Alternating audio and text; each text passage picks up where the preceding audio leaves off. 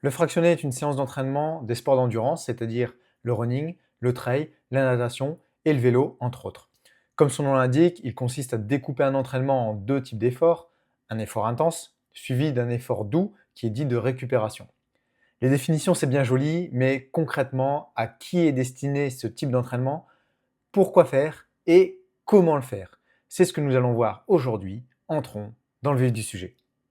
Le fractionné est destiné à tout sportif d'endurance et de force qui souhaite courir plus vite, plus loin, avec plus de facilité, tout en améliorant sa capacité respiratoire. Les bénéfices sont encore plus notables chez les débutants qui ont une marge de progression bien plus importante.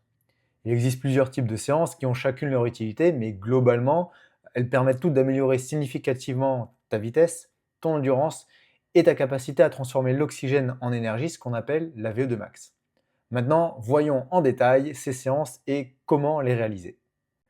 D'abord, toutes tes séances devront commencer par 20 à 30 minutes d'échauffement et finir par 10 minutes en endurance fondamentale, soit entre 60 et 65% de ta VMA.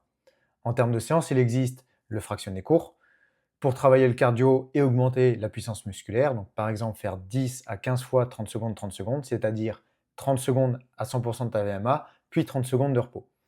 Ensuite, le fartlek, ou jeu de vitesse pour progresser de façon ludique, ça consiste à faire des exercices de renforcement musculaire avec du matériel urbain, comme par exemple faire des pompes sur un banc, des squats, faire la chaise contre un mur, monter et descendre des escaliers, puis de fixer un objectif lointain et de sprinter jusqu'à l'atteindre. Ensuite, on a le fractionné long pour progresser rapidement en longue distance, donc du semi-marathon et au-delà. Ça va de 400 mètres jusqu'à 3 km à 80% de ta VMA.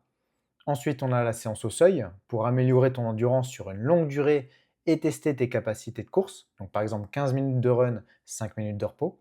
Et enfin le fractionné pyramidal pour le développement musculaire et la gestion des changements d'allure, donc soit en version courte, soit en version longue.